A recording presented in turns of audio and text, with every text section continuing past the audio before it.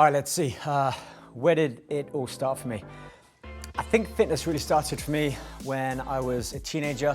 I was mountain biking a lot and I was falling around, doing some tricks. Got some big air and landed awkwardly, actually fractured my clavicle here and had my arm on a sling for 5 weeks. And I remember the doctor saying I need to build back my strength by lifting weights. I'd never lifted weights, so I quickly got some of the old school dumbbells. My dad got a bench from my cousin, I think, and we kind of kitted out the garage with a little home workout station. And I became infatuated with weight training. I wanted to learn everything there was about all the exercises, how to perform them. I clued up on all my nutrition. And so from that moment onwards, I felt that opened up the door for all of the competitions I would go and do. The magazines, I became privileged and honored to work with and to be in the magazines and to be on the covers. Yeah, there we go. That's how it started for me. I would say this has changed over the years. When I was competing, my training was different than it is now. So let's start with now. I like to train maybe 2 or 3 days on and I take a day off. I've learned to listen to my body much more now.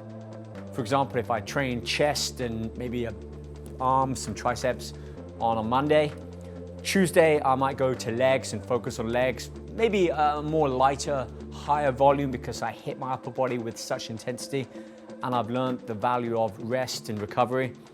So yeah, 3 days on, I might cycle from sort of heavy to a more lighter volume approach to my training. Then I'll take a rest day and I still might hit some cardio and do some abs, but nothing in the way of sort of big muscle group movements. And then when I come back on a Friday, I feel energized, I feel refreshed, I feel refocused, and I really want to get back to those heavy lifts. So that might be a back day. Big heavy barbell rows, big heavy pull downs, a lot of dumbbell work, single arm. I'm also big on focusing on my power movements first, but then also including some single arm isolateral movements so that I am, just like with bodybuilders and their approach to getting ready for the stage, you want to have a complete physique. And in doing that, you need to focus on some strength training, some big powerful movements as well, but also don't neglect those smaller muscle groups that we often don't think about when we train. But as a former competitor, as a bodybuilder, at least in my mind, you still gotta focus on those smaller muscle groups and train them just with that same intensity and mindset as you do the bigger ones.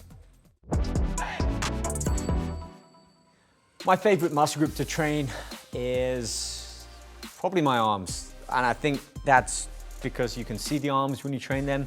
They're right in front of you. I like back as well. I go through periods where sometimes I'm really focused on wanting to train, to grow and build my back. And those are gonna be exercises like barbell rows, lat pull downs, seated rows.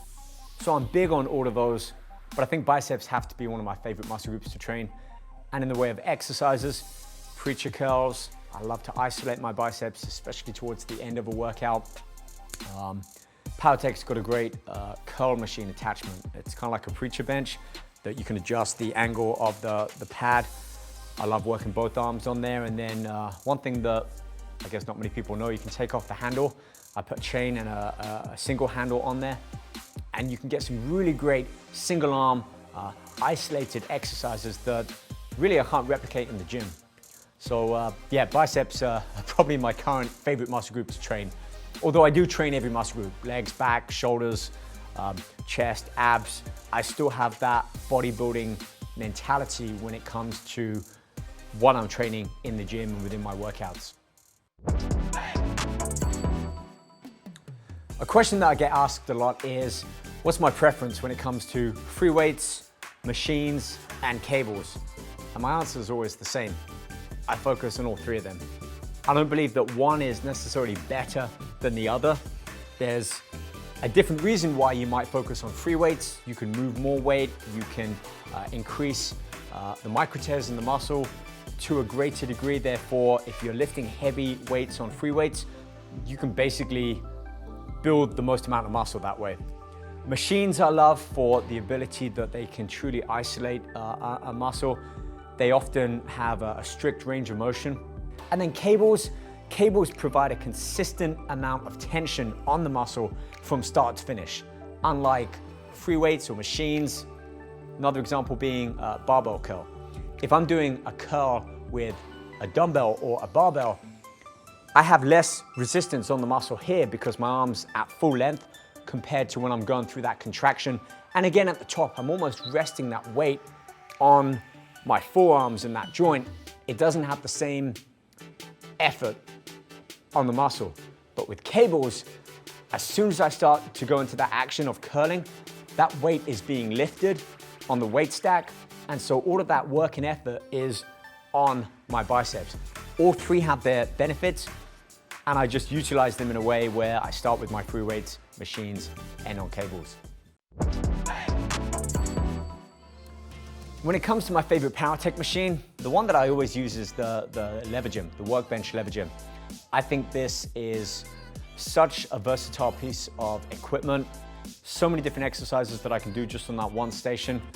I have one here in my studio gym. I use it a lot.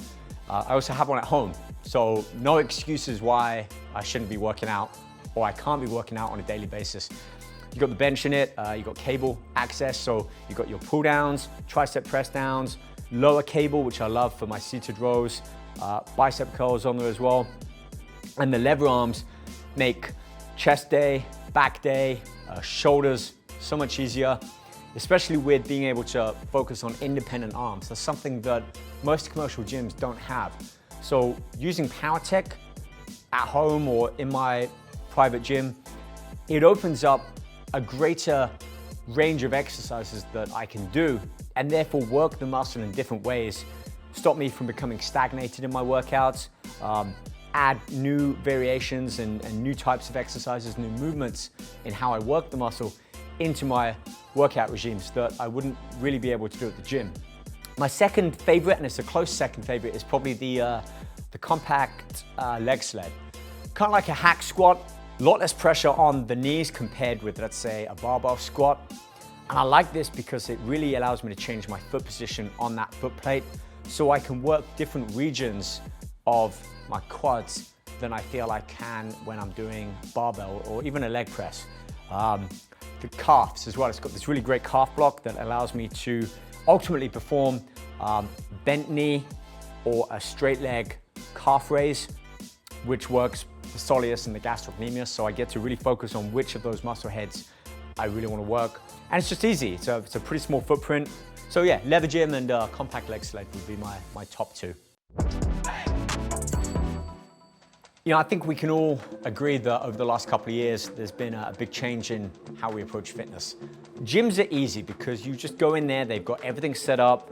For me at least, it offered a range of equipment that I could build different workout programs around. But I'd also see a lot of beginners going in gyms and maybe feel a bit lost with what they needed to do. Working out at home, I was so used to jumping in the car, driving to the gym, getting out, going in, working out, and then leaving, that now I just had to go into my garage or take the dumbbells out into the backyard and do a workout. The time I would waste driving, sitting in traffic, that could easily be an hour out my day wasted just driving to and from the gym. Whereas that hour could be spent, that's my workout at home. It definitely made me think more about what can I do with less. I just had free weights and a bench. And so that made me really think about what am I training, how am I training, how effectively am I training with that. And look, this was a workbench, a FID utility bench, so I could add those attachments in. So I had my bench, dumbbells, and then a short time after everything was locked down, I expanded my home gym into a bench with an arm curl attachment, a dip attachment, a pec attachment. I could add cables into that. There's a lat tower attachment. So lat pull downs, seated rows, curls, cable-based movements that I wouldn't normally do at home because I don't have a big cable machine. But if I had the bench and I had some dumbbells and I had some of these attachments, I could get all of my workouts that I would normally do in you know, the size of where you might park your car in the garage with just this setup. And that got me excited about weight training again. I'd wake up earlier, I'd have no excuses, I just needed to go into the garage, be able to get on with my workout, and within an hour, I could finish the workout that I would normally spend 2.5 or 3 hours getting ready, going to the gym, getting back home, to get all of that workout done at home. And so that kind of changed my focus in a good way. The followers on social media, on YouTube, have grown with me, or they're of an older age now. And the questions that I'm getting asked more so now are about protecting our joints when we train, experiencing pain, whether it's in their knees, lower back, or shoulders, anything joint related. You know, as we age, you're gonna experience some soreness or issues. My advice is to look at the types of exercises that you're doing. For example, a barbell squat, certainly when I was in my mid-20s, I was loading 3 or 4 plates on and going into a deep squat. That isn't something I would do these days. Instead, I'd still go heavy, but I would utilize a machine. So a leg press or a squat machine where I could still go heavy and still really affect that muscle with a lot of resistance to overcome, but the movement was easier on my joints. You know, a barbell puts a lot of pressure on your lower back, on your knees. No matter how good your squat technique is, you're still experiencing that stress through those joints. Whereas a machine, a leg press, let's say, the same pressure isn't applied to your knees in the same way. And that's because of a number of factors. One, the weight load is at an angle as opposed to being directly placed on top of you. The movement is much more controlled because on a leg press, you're on those rails. So even though you are lifting that weight, it's not a true weight compared to a barbell weight. And also the way in which your body moves. A leg press action as opposed to a squat action. Yes, you're still predominantly focusing on the quads, but the stress being placed on the knees is much less. So that's my advice, both that I found within my own experience in training and also to others, especially if they're in their mid-30s or they're in their 40s or 50s and above.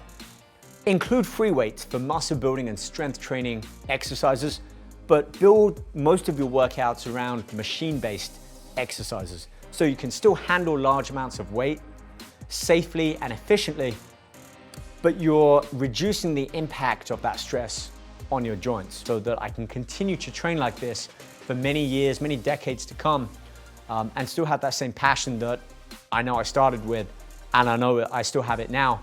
So it's just something that I want to keep doing for many more years to come. I mentioned that the bench I have at home, the Workbench, is it's an FID utility bench, so you can add all of these attachments. My favorite one, arm curl attachment. It's just such a great preacher curl movement. Gives me a real focused contraction in my biceps when I'm training them. And I love that I can work both arms. I can put a chain on there, do some single arms. I can also hit triceps on it.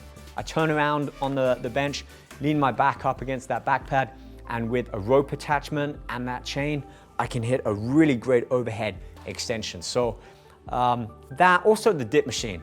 I haven't found another movement that works my triceps quite the same as that dip machine attachment. So yeah, those two. Arms again, like I said, favorite muscle group to train. You're gonna find my favorite machines are pretty much arm related. For many years when I was competing, I followed the same kind of training approach. My training frequency, the exercises that I did, the weights that I was doing for many years pretty much remained unchanged. And that's because I was always focusing on maintaining muscle fullness, strict movements, my conditioning, and obviously diet and nutrition played a huge role in that. But the focus was getting my body right for the stage or photo shoots. Now, I still had that mindset, but if I'm not competing, there's no end goal in that sense. So my training is more kind of open-ended as opposed to here's my start and end point. So with that being said, I'm less strict on the exercises that I'm doing for those workouts. I feel a little bit more liberated and more free when it comes to deciding on what I want to train. And so I'll change up the exercises from week to week. The muscle groups will still be the same. Let's say legs every Wednesday, but how I train my legs within those workouts may differ by types of exercises, the volume, whether I'm predominantly on machines or utilizing some free weights or cables. I think variation's the key. It also keeps me focused on wanting to come and work out, being excited about going into my garage or coming into my studio and looking forward to that workout, as opposed to feeling like I'm stuck on the same exercises week in, week out. My advice would be start small and build upon it. 3 workouts a week, get comfortable with lifting weights, use machines, become accustomed to cables. You're not going to know everything all at once, so there's always going to be that want, that willingness to do more than we can at the beginning, to run before we can walk.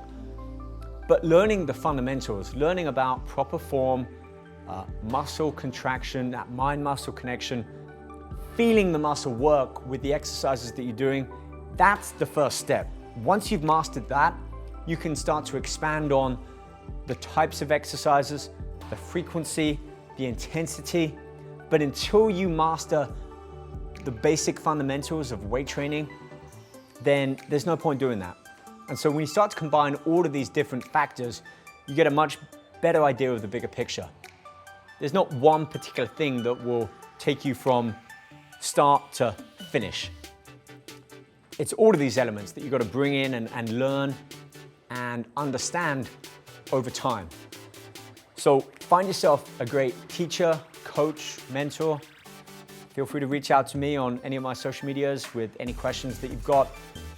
But get proper guidance from someone who's experienced and certified. There's a lot of people out there putting out some pretty good content and also some pretty not too good content.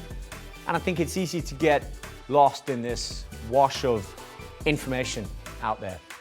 You really do have to become the master of your own craft. So the more you can learn about it, the more you understand it, the more you can make it work for you. So document, log, learn, be excited about the potential what's to come, and take it one day at a time. And if you keep doing that over the course of a few weeks, a few months, even a year, that 1 year, you can make a huge transformation. And I want to know about it, so hit me up. Show me your before photos, commit to an end date, I'll hold you to it. Show me that end photo, I'll give you a shout out and praise, because that's what we need these days. So there you have it, go get it done. I can't wait to see what you achieve.